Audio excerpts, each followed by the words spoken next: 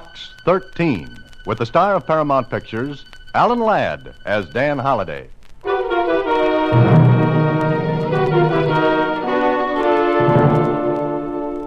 Box 13, care of Star Times. I need your help desperately. Johnny Tide was released from the state penitentiary this morning with murder in his heart. I don't know any of the details, but I'm sure that he'll be back here in Watertown by nightfall at the latest. If you mean what you say in your ad in the Star Times, be at the waterfront tonight.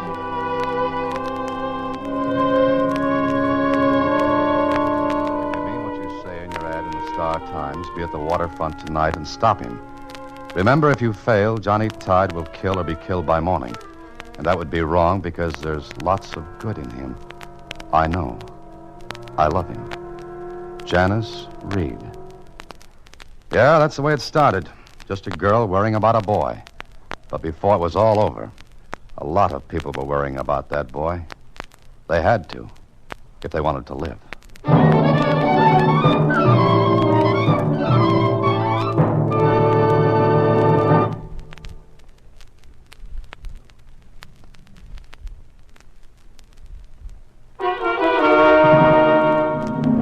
And now, back to Box 13 and Dan Holliday's newest adventure, Designed for Danger.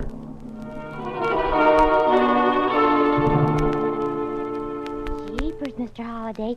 An ex-convict on the prowl in the toughest section of the city. Uh-huh. That part of the city doesn't get the carriage trade, as the expression goes. Well, do we accept the challenge, Susie? We? Oh, hey, I'm only your secretary, Mr. Holliday, and I was using the editorial we, Susie. Oh. Well, in that case, Mr. Holliday, I don't know what to say. Frankly, I'm trumped. Susie, the word is stumped. Oh. The word is stumped. But maybe you've got something. What? I don't know. But tell you what, suppose I get down to Watertown and nose around a little. Why? Oh, I don't know. Maybe to see what's doing. It was called Watertown not because it was a separate city, but because it was a separate and different order from the rest of the town. But tonight there was none of the usual rowdy noises. None at all. Watertown was quiet. Too quiet. I could feel a peculiar tension in the air as I walked, as though Watertown was waiting for something to blow up.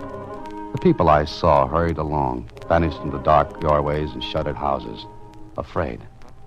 A place like Watertown lives within itself, and news travels fast. Then I heard two men talking. I stopped in the shadows and listened. I know what I'm talking about, Fatty. Tide was sprung this morning, and he headed straight for here. Maybe he ain't in Watertown. Maybe he'd be afraid to come back. Oh, Johnny Tide afraid of what? Of you, Fatty Ralston? You know he ain't afraid, and he ain't forgot. Oh, shut up. You talk like I had to be afraid of Johnny. Don't you have to be? You guys make me sick. That punk's headed for someplace else. He ain't coming back to Watertown. Well, just the same, if I was you, Fatty, I'd pull a blanket over me and hole up someplace. Go on, beat it. Get out of here. You ain't afraid much. Oh, not much. I ain't afraid of Johnny Tide. I ain't. Why not, Fatty? Or why should you be? Who are you? What are you doing here? I just wanted to ask you a question, Fatty. You don't know me. I don't know you. That's right. Then run along and mind your own business, mister. I've got business here. I just want to know, who is Johnny Tide? You had your ears open, didn't you? Yeah, wide open. So you want to know who Johnny Tide is, huh? That's right. Oh, okay. You want it? Here it is. I'll say this for Fatty. He was quick with his fist. By the time I got my breath back, I saw his 300 pounds disappearing around a corner. So if I wanted to know anything about Johnny Tide, Fatty was the boy to ask. I got up and followed. Saw him duck into a place that had a sign above it, Fatty's pool room. I slipped inside. Stepped into a dark corner and waited. All right, everybody. Clear out. I'm closing up for the night. What are you... Beat it. You heard me. Look. Nobody owes me nothing. Now, that ought to make everything all right. No, I don't want Clear out. Go on. Turning in early, aren't you, Fatty? Well, you again. You don't learn lessons, do you? I don't like the way you teach. Now you're going to tell me about Johnny Tide. Was I? What makes you think that? I had an idea you might. Well, here's another idea with details, starting with this cue ball. It's your window, Fatty. Now, beat it. Stay away from me. I asked you a question outside. I didn't like the way you answered it. You a cop? No. Stay away from me. Stay away. My arm. Let go. Sure. But who is Johnny Tide? A punk kid, that's all. Anybody can tell you that. I like the way you tell it. Come on. Ease up, will you? That's my arm. I know it is. It was my stomach outside. Look, Tide's a punk kid. Just finished a 5-year stretch for sticking up my place. This place? Yeah, he robbed me of $4,000. $4,000? Try it again, Fatty. I doubt if you ever had $4,000 in this place. That's what it was. And why are you afraid? If he robbed you and served time, why should you be afraid now? He said he'd get me. Now let me go. I'm sorry, Fatty, but your story doesn't make sense. In the first place, like I said, you never had $4,000. Not in this place. You're smart, ain't you? Just medium. But I can smell a bad story. What's your stake in this anyway? Who are you? An hour ago, I was just a curious bystander. I wanted to know who and what is Johnny Tide. But I took a punch in the midsection, and now you're telling me a lie. So that makes me more than curious. It gives me a personal interest. You let me go when I tell you? It all depends. Go on. All right. I'm only telling you because I got to get out of here before Johnny gets here. Oh, so there is a reason for you to be afraid of him. Maybe. But Johnny was framed. Rick Martin. Rick Martin? The Rick Martin? Yeah, big shot, boss of Watertown. He gave me $4,000, then he told Johnny I was a pushover for a stick-up. Oh, and Rick Martin also told the police. Yeah, he did. Johnny was framed, like I said. Why should Rick Martin want to put that frame around Johnny Tide? Because Rick liked the girl. So did Johnny. So Rick took the easy way in love and war. Now, let me go, will you? I told you everything. I got to get out of here before Johnny comes. You were in on the frame? Maybe not exactly, but Johnny won't believe I wasn't. You know, Fatty, somehow I can't blame Johnny for that. How did Johnny find out he was framed? Somebody talked. Somebody that don't like Rick Martin. Uh-huh. Now, is the girl Janice Reed? Yeah, that's Johnny thinks she was in on the frame, too. Now, please, will you let me go? I got to get out. Yeah, sure, Fatty. You can go now. I got to go far away because Johnny Tide will go for Rick Martin and then me and then Janice Reed. So that was it. Johnny Tide was coming back to settle old scores. But where was he? How could I help? I was thinking about it when... No! Stop! Stop, you crook! You hoodlum! Stop! He did it. He broke my showcase window. Who did? That no good Johnny Tide. I saw him. He broke my window and took a gun.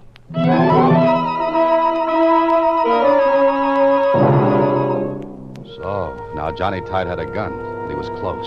Very close.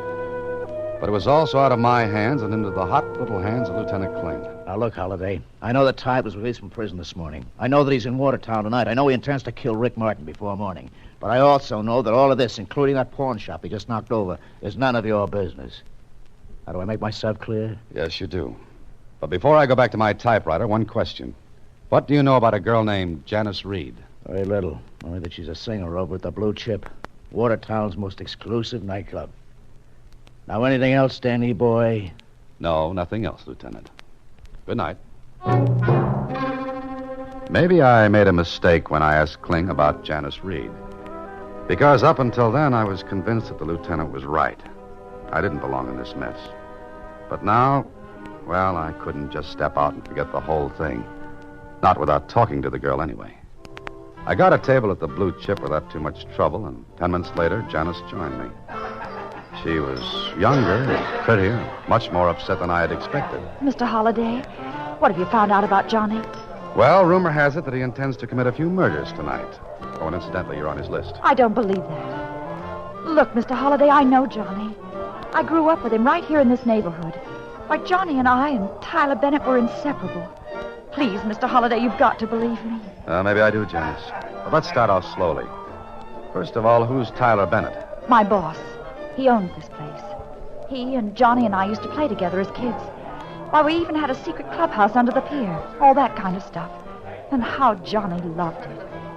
You know, that kid used to climb the old water tower over the clubhouse every day and pretend to sight pirate ships on the horizon. He'd get mad if we said they were just barges. Which adds up to what, Janice? That Johnny was never really a bad boy, Mr. Holliday. He just craved excitement, that's all. But what about Rick Martin? How do you explain that? Well, Rick meant action and fast money. and Johnny liked both. He was young and he made a mistake, but he's paid for it. He served his time. Don't you see, Mr. Holliday, he needs help. He needs it badly. You certainly got a lot of faith in him, Janice. But what about you and Rick Martin? Go out with him? Once in a while. I have to keep my job. Don't forget, Rick Martin runs Watertown. That might be hard to explain to Johnny Tide. No, it won't. Believe me, Mr. Holliday, if you can find him, you can talk sense into him. I know that. Well, I'm not so sure. But you'll try. Okay, I'll try. Oh, thank you. Thank you so much. Oh, pardon me, but you're on in a minute, Janice. All right, Tyler. Oh, Mr. Bennett, Mr. Holliday. How do you do? Hello, how are you? Excuse me, I'll only be a few minutes. Janice was telling me how you two grew up with Johnny Tide, Mr. Bennett. Oh. Have any idea where he might be? Well, if I did, I'd go directly to the police with the information. Johnny was a good kid once, but that was a long time ago. He's dangerous now. He's very dangerous. Janice won't buy that. I know. She was in love with him 5 years ago. She can't believe he's changed. But mark my word, Johnny Tide will kill before this night is over. I only hope he doesn't get to Janice.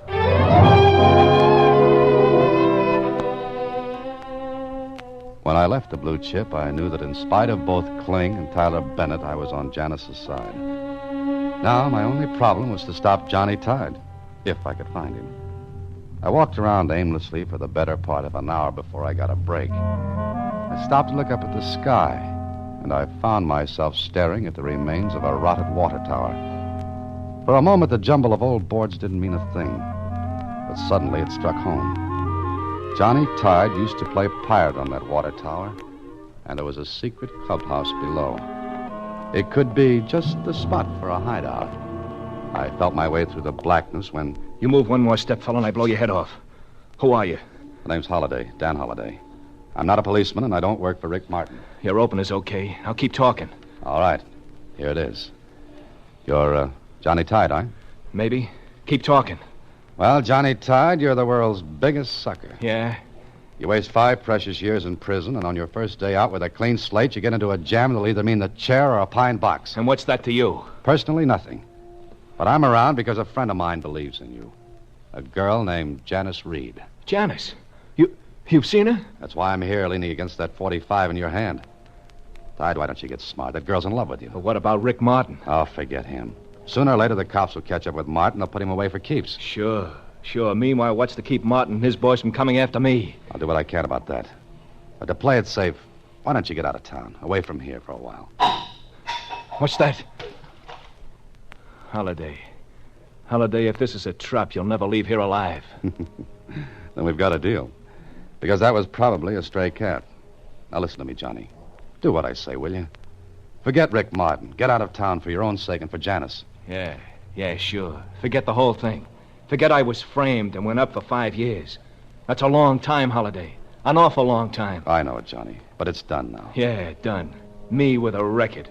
You can't wipe that away. Suppose we fix it so that everybody finds out about the frame. How? Well, first give me that gun. Then get out of town and let the police take care of Rick Martin. Fatty Ralston can be made to talk. How? He talked to me because he was afraid of you. He'll talk, Johnny. And when he does, that record of yours will be wiped off. Come on, now, what do you say? Well?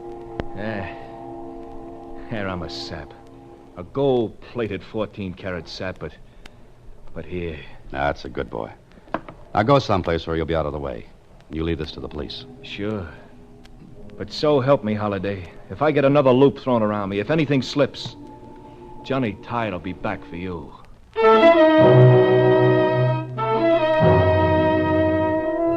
When I left Johnny, I was sure everything was going to be all right. I put his gun in my pocket and started up the street for Rick Martin's place. I wanted to be sure that Martin would let Johnny get out of town under his own power. I took a shortcut through an alley. Brother, how foolish can you get? I hadn't gone 10 feet when I heard footsteps behind me. I tried to duck, but I wasn't quick enough.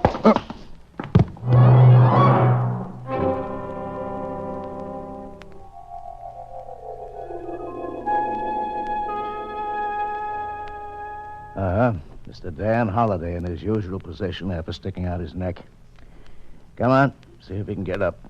Oh, Kling, they ought to do something about these buildings around here. They fall on people. Yeah, somebody slugs her. You know, I gathered that. That isn't all you gathered. What are you talking about? 3 guesses. Just take only one. That's all you'll need. I still don't know what you're talking about. But I know one thing. And that is? Don't worry about Johnny Tide anymore. I had a talk with him. So you talked Johnny Tide into being a good boy. You let that fast-talking little... Holiday, while you were lying here asleep, Tide got to Rick Martin and killed him.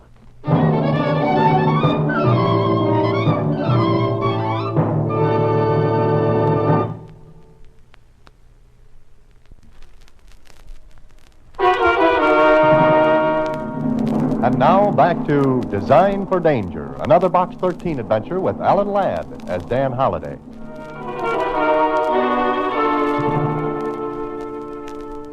The moment Lieutenant Kling told me that Rick Martin was shot to death, I plunged my hand into my pocket for the .45 I'd taken from Johnny Tide. But it was gone. Looking for this, maybe? The gun. Yeah, we found it next to Rick Martin's body. Holiday, you've been taken in by a fast-talking punk. Any way you look at it, your name spells sucker. Yeah, you're right. Johnny Tide sang a pretty lullaby, and I went to sleep.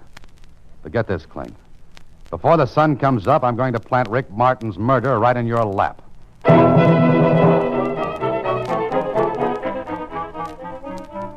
Well, sunrise was only 6 hours away, and that meant I had to move fast. I remembered Fatty's warning that he and Janice Reed would be next if Johnny Tide ever got to Rick. So I lost no time in getting to the girl's apartment. What, Mr. Holliday? What are you doing here? Rick Martin's just been murdered, Janice. Yes, I know. Tyler Bennett called me a few minutes after it happened. Look, Janice, that Johnny's off on a killing spree, and you and Fatty are next in line. No, I don't believe that. Johnny isn't a killer. Rick Martin wouldn't see it that way, Janice. Now listen to me. I want you to lock this place up tight and stay under cover. But I can't. I've got to be back at the club for the late show. Call Tyler Bennett when it's time. He'll take care of you. But where are you going? To find 300 pounds named Fatty Ralston. It cost me a $50 bill and a lot of legwork, but I finally located Fatty out on an old oil barge anchored off the end of a deserted pier. So I took off my shoes, stripped to the waist, and quietly swam out to the barge. Once on deck, I could hear the voices of 2 men coming from the cabin. One of them was Fatty. I couldn't see the other man. I edged closer, and then I banged against the steel drum, and the noise it made shattered the silence. The light in the cabin went out. Who's that? Come on, who is it? Just an old friend, Fatty. Huh? You again. Let's go in the cabin, Fatty. I'm a little wet. Sure, why not? Come on. Light the lamp. Anything to oblige. See better now? Not yet. Who was with you? Nobody. Where's Johnny Tide? I said, where's Johnny? He ain't here. Don't give me that. Why don't you look around? Put down that gun first. You're mixed up, fella. I give the orders. I got the gun. That's right. Give me a cigarette, will you? I don't smoke. No? Not even Egyptian cigarettes? Huh? This cabin's thick with smoke from Egyptian cigarettes. Maybe you better go. Now. Hand me that towel, Fatty. I'm a little chilly. Here. Thanks. Hey! Drop that gun, Fatty. Drop it. Hey! Hi-yo! You're breaking it. Drop that gun. All right. Move back. Okay, now I give the orders. I've got the gun. Listen, don't do nothing. Don't, please. No, I'm not. I'm going to stand perfectly still and listen to you talk. Okay, I'll talk.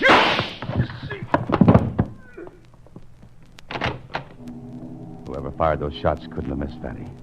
And whoever it was got off the barge and into the boat that was tied on the opposite side. I ran over. I slipped once on the oil-covered deck, and the motorboat made for the shore. I had to stand and watch Johnny Tide get away. Get away after killing Fatty. And that made 2 down and 1 to go. And the 1 was Janice Reed. I swam back, slipped into my things, got to a phone, told the police about Fatty. Then I headed for Janice Reed's apartment. It was dark, deserted. I found an unlocked window and got inside. And I had the sickening feeling that I was just one step behind Johnny Tide and his gun. Then I knew it wasn't Janice. She'd use her key. I moved to the door quietly. What the? Get your hands off me, Holiday. Why, Mr. Bennett. I'm sorry. I thought you were Johnny Tide. Obviously. I came to take Janice to the club. Where is she? I don't know. I was just going through the place when I heard you at the door. Here, I'll switch on the light. Come on, let's look in the bedroom.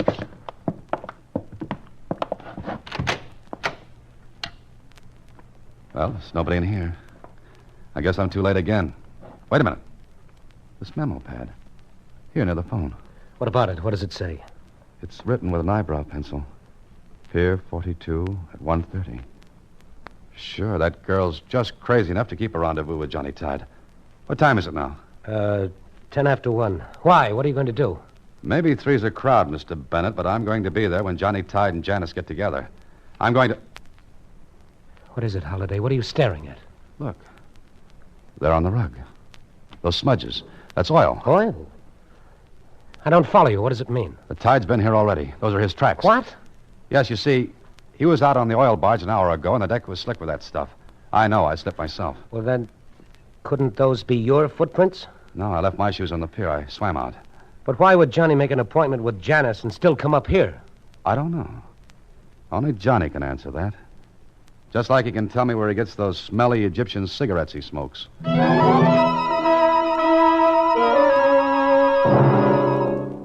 I took a cab to within the block of Pier 42. Then I got out, walked quietly to the rendezvous spot. Janice was already standing in the soft light of a street lamp waiting. So I ran back to the phone and called Lieutenant Kling. With the girl set up like a clay pigeon, I didn't want to take any chances. When I got back to Janice, it was 1:30 on the button. And a second later, a man stepped from the side door of a warehouse. It was Johnny Tide. I moved closer as Johnny went up to Janice. Johnny, darling. Hello, Janice. Oh, Johnny, it's been such a long time. Yeah, 5 years. An awful long time, Janice. What's the matter, Johnny? Aren't you glad to see me? Sure, awful glad, Janice. Awful glad. But what's the matter? Johnny, why are you looking like that? I'm just trying to figure out something. Oh, never mind now, Johnny. Look, you've got to get away. Wait a minute. Listen. Cops. You did it again, didn't you? Johnny, no. I might have known. I was going to give you a chance to explain, but Johnny. not now. Hold it, Johnny. Holiday, you. She didn't call the police, I did. I'll get both of you later. I'll be back. Yeah, I'll be back. Johnny, don't run away anymore. Don't run away. Holiday, Dan, you there? Right here, Kling. Where is he? He ran into the warehouse. Okay. Put a ring around that warehouse. Spotlights, tear gas. No, let him alone. Let him alone. Okay, boys, let's go. I'm going with you, Kling. Be careful. Come on.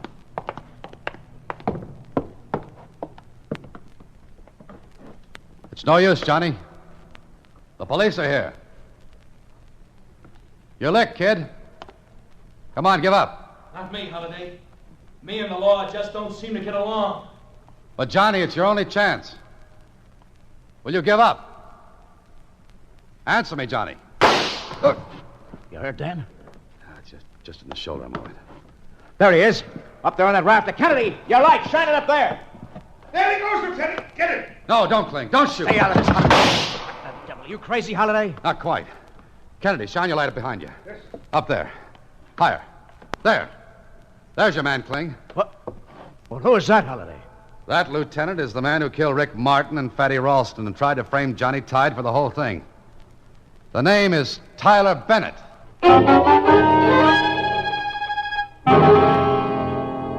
Well, Holiday, how are you this morning? Oh, pretty good, Kling. The doc says I'll be out in a couple of days. Good. Well, like you figured, the whole thing was a scheme of Bennett's to kill Rick Martin and take over as number one man in Watertown. Yeah, and with Tide framed for the murder. Tyler Bennett would also have had a clear field with Janice. And he was the one who knocked you out just before Rick Martin was shot, huh? Uh-huh. He must have followed me from the blue chip to Johnny's hideout, where he heard me talk Johnny out of his gun. From there on out, he was in the driver's seat. But I still don't see why Bennett killed Fatty out on the barge. Because Fatty was Bennett's sidekick in this frame. And when it looked as though you might get the truth out of him, Bennett was forced to shoot one of you. You were lucky. Fatty made a better target. But now I've got one for you, the jackpot question. When you were in the warehouse, how did you know that Johnny Tide was innocent? Well, I found that out the hard way. You see, I was facing Johnny when I was shot. In the back.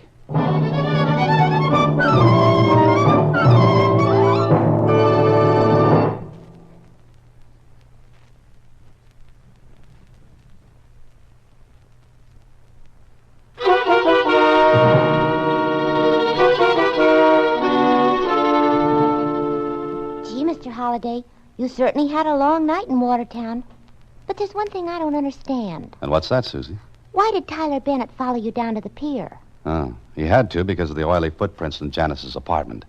You see, once I got to Johnny Tide and found out that he didn't have oil on his shoes, I would have realized the footprints couldn't have come from anyone but Tyler himself. Oh. Besides, I would have also found out that Johnny didn't smoke Egyptian cigarettes. But what about Johnny?